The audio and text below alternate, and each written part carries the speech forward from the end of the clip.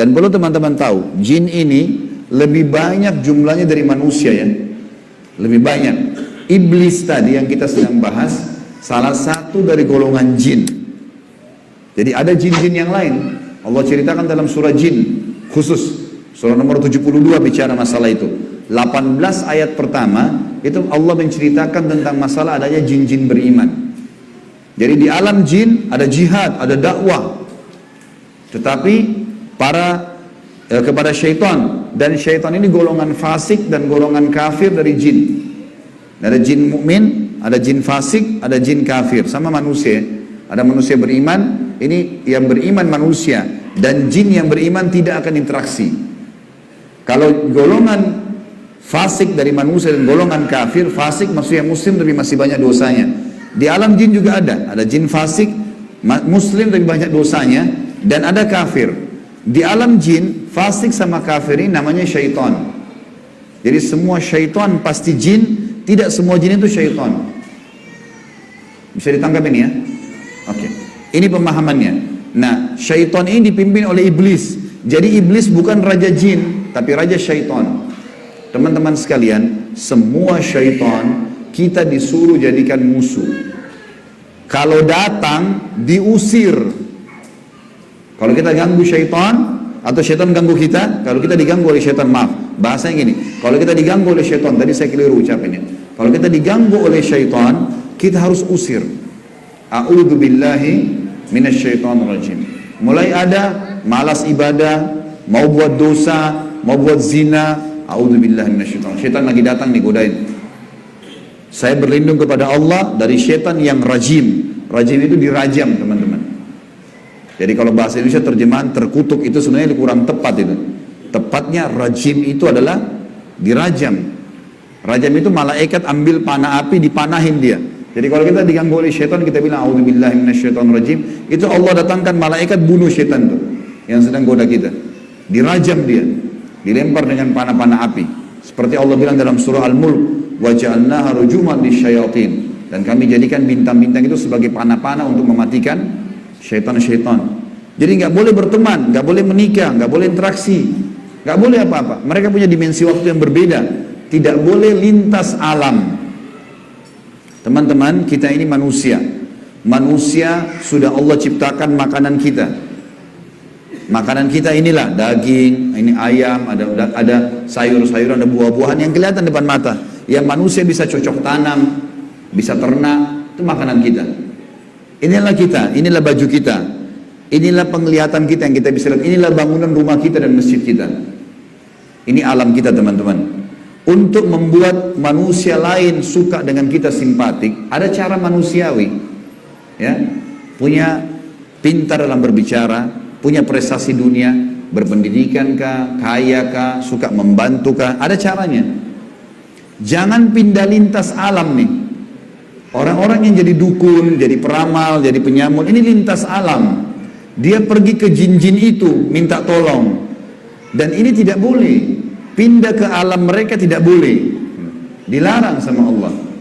Kalau kita pindah ke alam mereka, kita akan ditipu nanti. Kalau jin beriman tidak akan kerjasama sama manusia, tapi syaitan ini kerjasama sama manusia. Ingat, kita pemimpin, garis bawahi kalimat ini. Jadi orang-orang yang jadi dukun itu, kalau mereka pergi ke bersemedi di gua, di pinggir pantai, manggil-manggil wahai dewa, wahai penjaga ini, apalah di Indonesia, ini Roro Kidur lah atau apa, semua dipanggil gondoruo, tuyul. Ini semua, teman-teman, bahasa yang diucapkan oleh manusia karena tidak faham kedudukan dia. Dia kalau lagi bersemedi di situ, syaitan yang lewat di sekitar tempat itu muter-muter lihat, ini manusia, ini pemimpin saya ini. Nggak bisa, dia mengalahkan manusia, nggak bisa. Syaitan nggak bisa kalahin kita. Syaitan hanya bisa bisik saja, buat, jangan, gini, cuma begitu. Nggak lebih daripada itu. Bapak Ibu sekarang waktu mau kesini tadi ke masjid, mungkin ada syaitan bisikin, jauh, keburu nggak ya, dapat tempat atau apalah. Tapi Bapak Ibu tetap jalan. Syaitannya mau buat apa? Nggak bisa buat apa-apa, cuma bisa bisik. Jangan gini, gitu, segala macam. Cuma itu. Manusia kalau bantah, nggak bisa buat apa-apa dia. Nggak bisa syaitan menjelma cekik kita, enggak, kamu harus berzina. Nggak. Syaitan cuma bisik, itu zina, itu perempuan, itu begini. Tapi kalau saya bilang enggak, saya nggak mau. Terus syaitannya buat apa? Gak bisa buat apa-apa, lemah sekali. Allah bilang inna kaida syaitani kana dhaifa. Syaitan itu lemah sekali. Kalau ada manusia yang tidak faham tentang kedudukan mereka sebagai khalifah, ditipulah oleh syaitan itu. Sama tadi orang bersemedi itu. Sebenarnya teman-teman sekalian, di muka bumi ini yang mengatur kadar udara, oksigen yang kita hirup, populasi manusia, populasi hewan-hewan, kadar panas, udara, api, air, segala macam, ini ada malaikat-malaikat. Teman-teman kalau mau baca surah Al-Ma'arij dan surah Al-Buruj, surah nomor 77 dan surah nomor 79, di situ disebutkan panjang lebar tentang tugas-tugas malaikat. Jadi yang urus lautan, urus gunung, urus tumbuh-tumbuhan, semua ini malaikat, makhluknya Allah. Rukun iman kita yang kedua, kita harus yakin mereka ada. Nah, kalau ada manusia datang ke gua-gua ini, minta-minta, panggil syaitan, panggil dewa, panggil penjaga gua atau apa saja, syaitan di sekitar situ tadinya takut sama manusia ini. Makanya orang kalau bersemedi nggak pernah kurang dari 3 hari, 1 minggu, ada yang 1 bulan, ada yang bertahun-tahun bersemedi. Baru syaitannya keluarin suara tuh. Dilihat orang ini kok bodoh benar, duduk nggak makan, nggak minum. Iya, kamu mau apa? Saya mau ilmu kebal. Lihat, perhatikan syaitan tipu dia.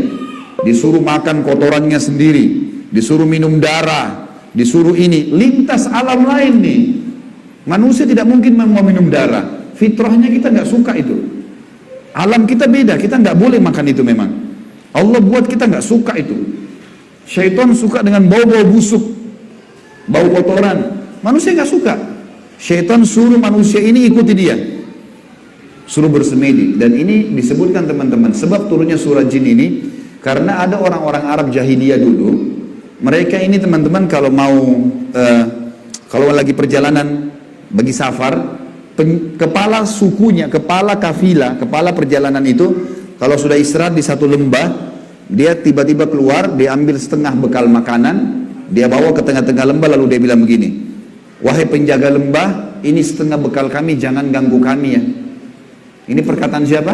Perkataan kepala kafilah tadi. Maka Allah bongkar dalam Al-Quran, dalam surah Jin, Allah katakan 18 ayat pertama diantaranya, fazaduhum rahaqa. Maka setan-setan di sekitar lembah itu semuanya makin mengerjai mereka, makin jadi tuh.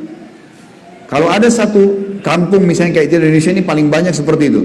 Ada satu kampung lewat jembatan, tersebar berita itu di jembatan kalau malam hari ada nenek-nenek tuh. Setan tunggangi itu isu. Kalau ada orang takut, makin jadi, makin kelihatan. Yang lihat hanya orang yang takut saja. Orang yang tidak takut tidak bakal lihat. Tidak bakal kelihatan. Tentu teman-teman sekalian, kita ini sampai azan Isya, sholat Isya dulu baru kemudian kita lanjutkan materinya. Teman-teman sekalian, kalau ada satu rumah, orang bunuh diri di situ. Orang bunuh diri. Kalau kita lewat, pagarnya rumah orang itu 10 meter. Kita lewat 1 meter pertama, 2 meter pertama, semua syaitan di sekitar rumah itu bisikin kita. Itu yang bunuh diri perempuan, rambutnya panjang, matanya belalak, keluar darah dari hidungnya. Terus, sebelum antum ini, anda ini ngelewatan 10 meter pagar itu. Dia takut-takutin. Kalau kita takut di 5 meter misalnya, balik ke sana kita lihat benar tuh. Perempuan yang gantung diri itu kita lihat. Padahal sebenarnya tidak ada.